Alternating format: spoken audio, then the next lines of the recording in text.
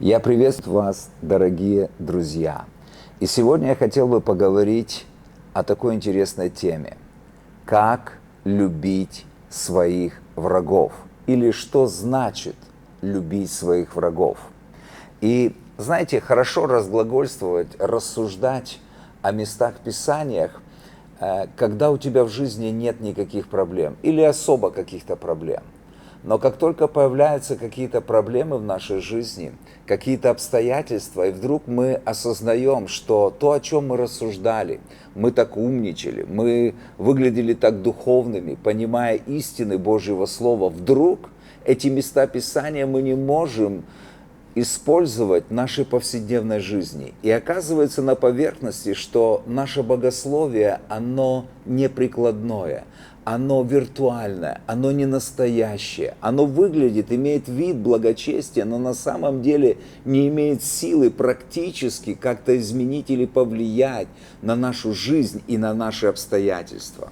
И вы знаете, хотелось бы, чтобы наша вера в Бога, она была практична, чтобы наше богословие было практично, чтобы мы знали не только истину Божьего Слова или букву Слова, но чтобы мы знали дух этого Слова. Как помнится, кто-то сказал, что многие сегодня, они знают Слово Божье, но немногие знают Бога этого Слова. Поэтому, друзья, я хотел бы сегодня поговорить на тему врагов.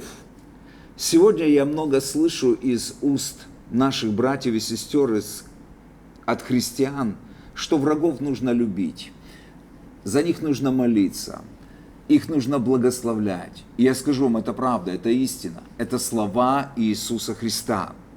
Но знаете, я представляю себе на практике такую историю, если вдруг в мой дом вламывается враг. И он вламывается для того, чтобы причинить вред моим близким. Он вооружен, он хочет грабить, насиловать, убивать. Какие мои действия? Должен ли я любить его, благословлять и молиться в это время за него? Или я что-то должен сделать другое? Вы знаете, что-то противится внутри меня тому, чтобы в этот момент мне начинать любить его. Вы знаете, я не хочу подавлять это чувство, потому что я верю, что это то, что Бог вложил внутри каждого нормального человека. Поэтому мне интересно разобраться, кто такой враг и что значит любить своих врагов.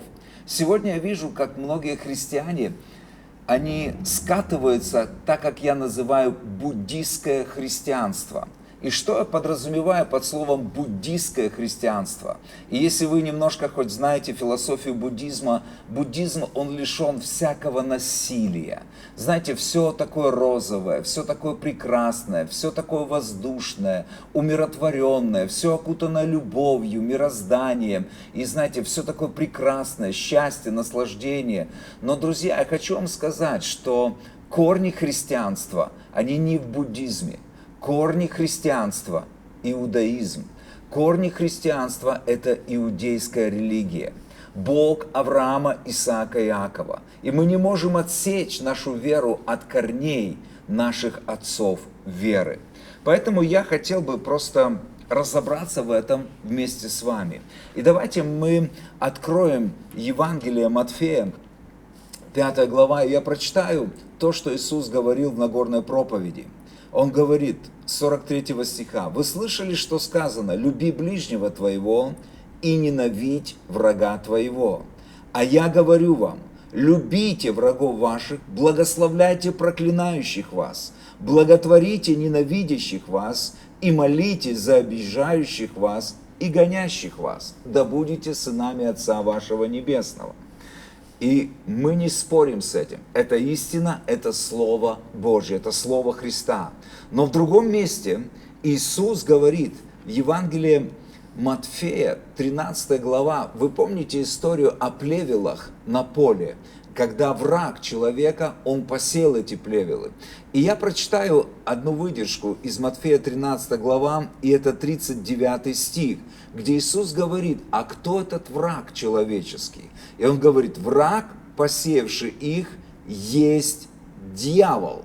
враг является дьявол.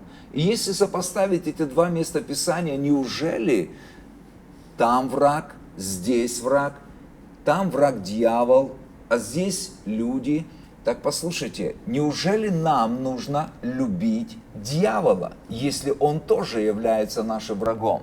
Поэтому есть определенное какое-то недопонимание. Я хотел бы с этим разобраться, чтобы мы понимали, что Библия говорит о врагах и какие бывают враги.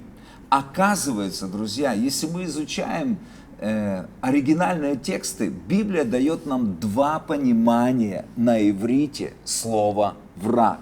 И первое из них, оно звучит «оябе», что буквально означает «противник» и относится к противнику в контексте силового противостояния или боевых действий. Враг, оябе, противник. И место Писания, Исход 15 глава, 9 стих, в этом контексте, здесь говорится так. Враг, что значит оябе, противник, сказал: погонюсь, настигну, разделю добычу, насытится ими душа моя, обнажу меч мой, истребит их рука моя. И Библия не говорит здесь о любви к такому врагу, а наоборот, об истреблении такого врага. И второе понимание слова «враг» на иврите звучит как и переводится как «ненавистник», и звучит как «савнау». И это тот, кто испытывает к вам личную неприязнь и ненависть. Именно это понимание использует Соломон в притчах 25-21, когда он говорит, что если голоден враг твой, савнау, ненавистник твой, накорми его хлебом, и если он жаждет, напои его водой. Именно об этом и в этом контексте межличностных отношений говорит Иисус Матфея 5:44. Любите врагов ваших, молитесь за них, благословляйте проклинающих вас, благотворите ненавидящих вас и гонящих вас. Речь здесь не идет о наземных захватчиках. Так и удар по щеке – это не вооруженное нападение, а оскорбление, личностное оскорбление действиями. Это публичная, личная форма унижения. Поэтому, когда приходит враг с насилием, чтобы лишить жизни вдов, стариков, детей, такого врага, Библия говорит, нужно уничтожать.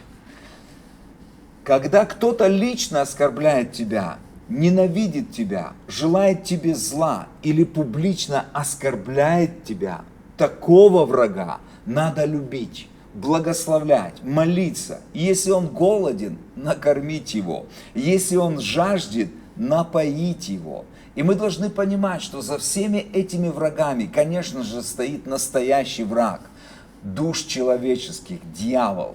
Вот поэтому наша война, во-первых, она должна быть духовная. И уже во-вторых, когда мы водимы Духом Святым, и мы имеем понимание, развлечение, кто стоит перед нами, какой враг, в каком обличии, противник ли это, или тот, который пришел для того, чтобы ненавидит нас на личностном уровне. И в соответствии с этим мы должны поступать на основании Духа Божьего. Любить врагов, ненавидеть беззаконие, и если происходит насилие, то, конечно же, отвечать соответственно. Об этом я хотел поговорить сегодня и внести такую ясность. Давайте будем рассуждать над этим.